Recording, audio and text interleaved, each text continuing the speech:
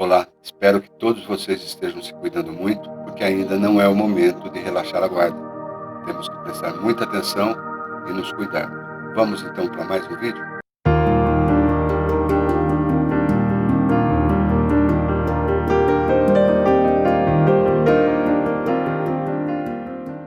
Hoje eu quero falar um pouquinho sobre as diferentes formas pelas quais os espíritos desencarnados se manifestam. Eu vou pegar a segunda parte do Livro dos Médiuns, capítulo 6º, que fala sobre as manifestações. E a gente já vai logo lá na questão número 30, né, em que é feita a seguinte pergunta: poderiam os espíritos apresentar-se sob a forma de animais? A resposta veio: isso pode dar-se, mas somente espíritos muito inferiores tomam essa aparência. Em caso algum, porém, será mais do que uma aparência momentânea. Na sequência, nós temos, dentro do Livro dos Médiuns, ensaio teórico sobre as aparições.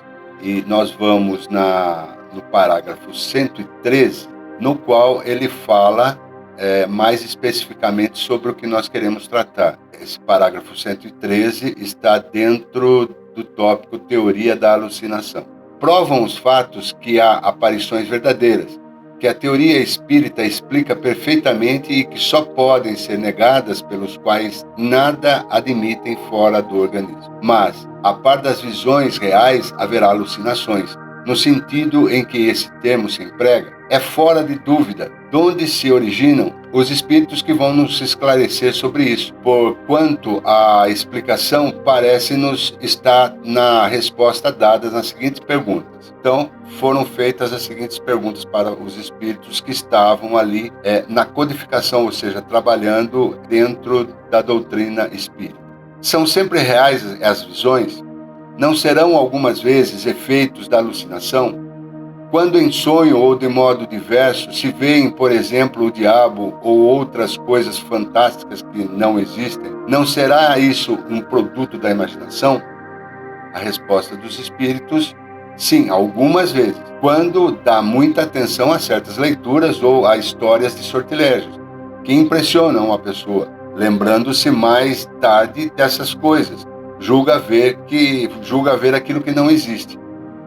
Mas também já temos dito que o espírito, sob o seu envoltório semimaterial, pode tomar todas as espécies de forma para se manifestar.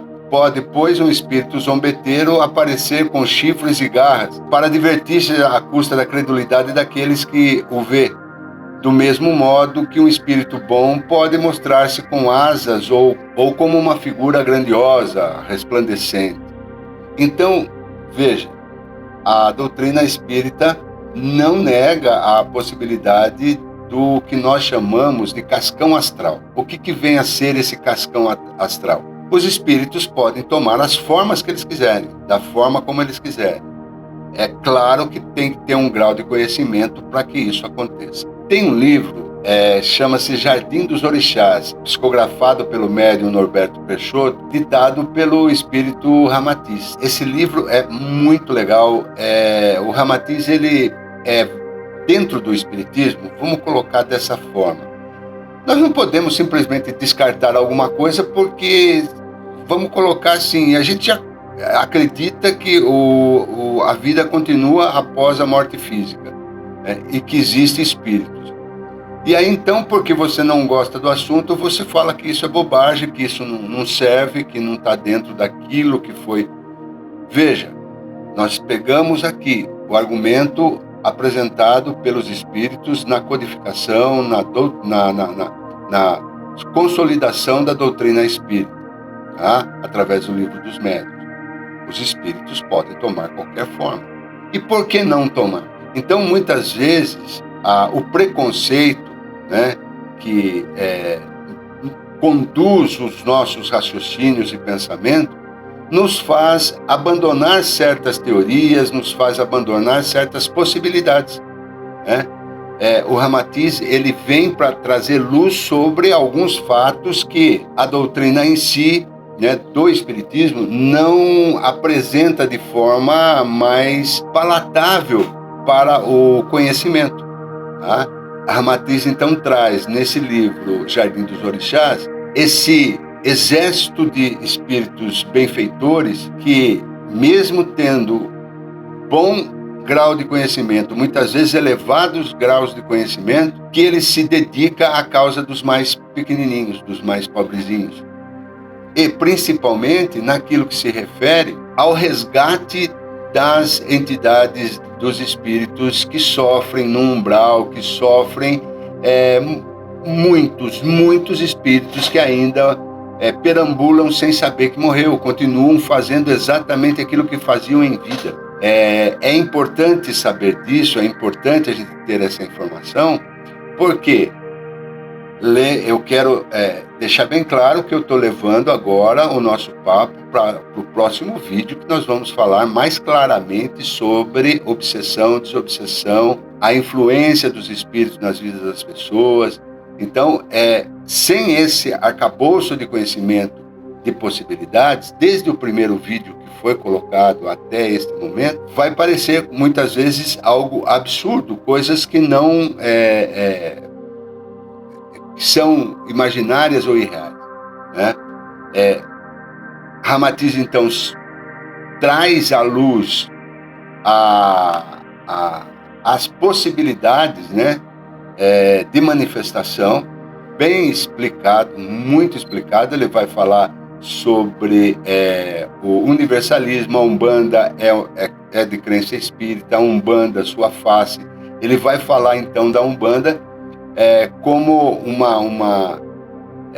um trabalho seríssimo voltado para o bem comum, para o resgate de pessoas que já não têm mais o corpo físico. Só que a forma de se trabalhar é diferente. Só que a forma de fazer esse trabalho é diferente, né?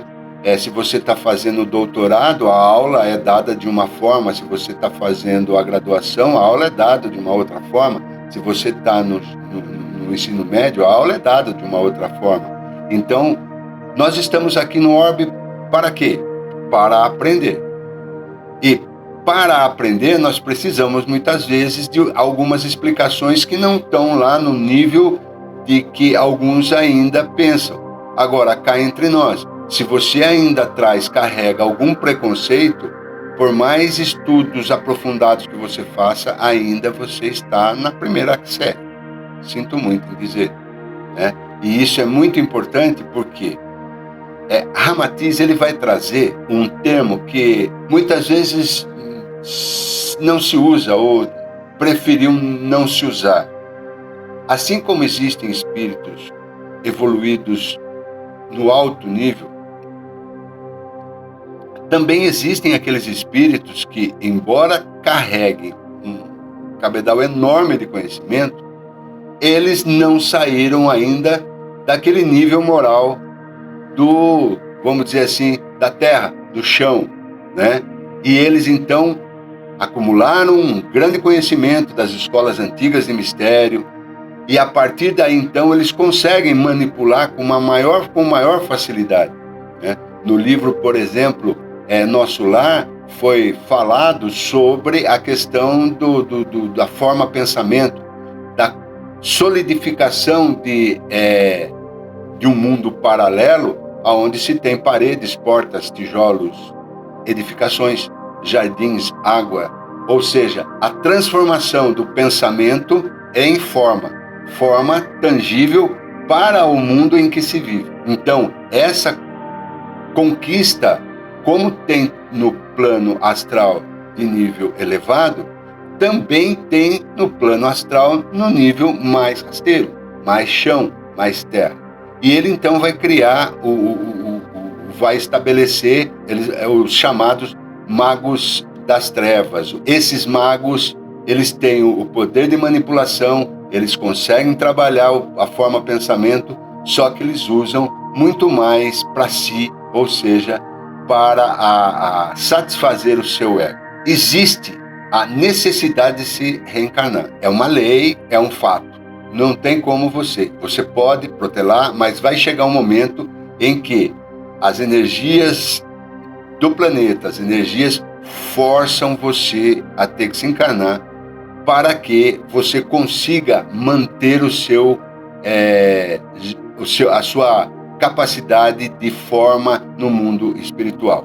Tá? Existem casos até de espíritos que não reencarnam de jeito nenhum, fogem o tempo inteiro da reencarnação, e aí é que vem aqueles espíritos totalmente deformados, muitos deles chegando a quase se tornar um ovoide, porque não conseguem, não exercitaram a lei de retorno à matéria para então conseguir energias para se manter no mundo astral com um corpo perispiritual adequado.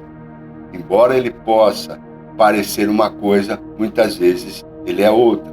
Então, por isso, muito cuidado. Esses magos, né, das trevas, né, eles têm toda uma legião que o assessora, né?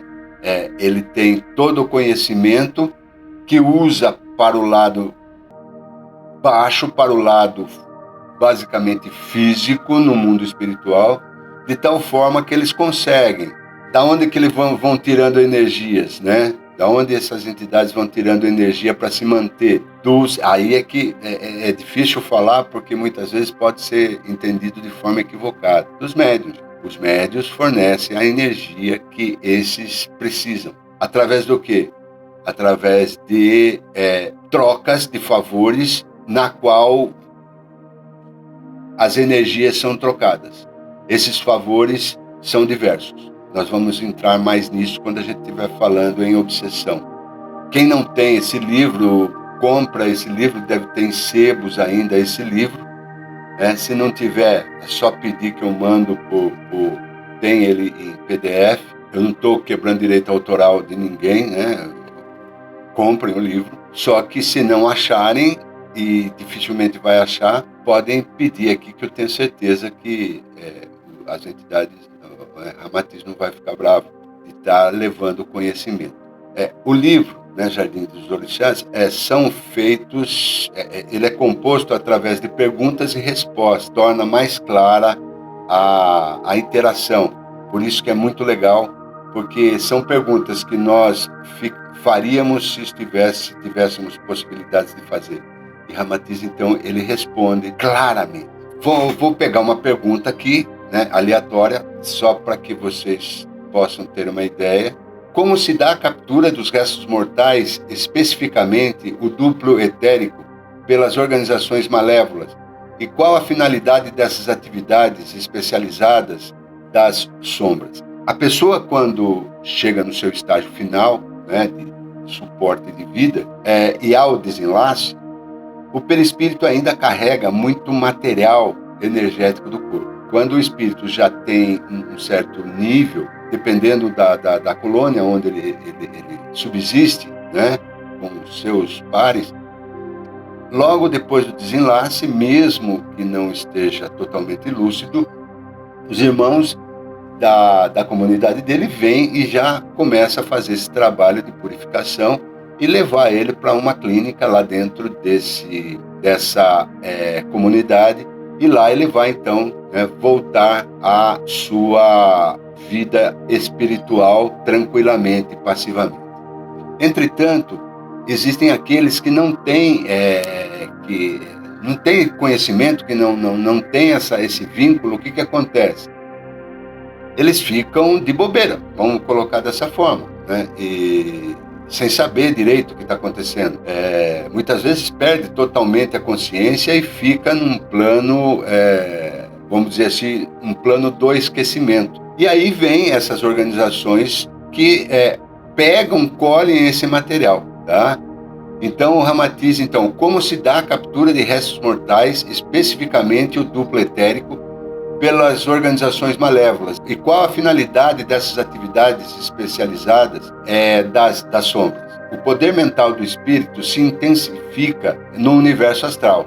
A mente, dilatada pelo conhecimento, disciplina e concentração, aprende rapidamente que o pensamento é capaz de ser criador. Ao impulso, que ele chama de mago das trevas, a matéria mental se movimenta, formando correntes vibratórias que atuam na manutenção dos poderosos campos de força. Assim, a cúpula dominadora das falanges do mal conserva nas auras das personalidades que lhes caem nos domínios permanente, indução mental hipnotizadora. É fantástico a leitura, é de muito conhecimento, principalmente para a gente entender como que se dá aquele papo, né, que fizeram mal para mim, mandaram fizeram uma macumba para mim. O que significa isso? É o que nós vamos ver no próximo vídeo. Eu espero que tenha ficado com gostinho de quero mais, esperando o próximo vídeo. E assim que estiver pronto, eu já posto aqui para você. Muito obrigado.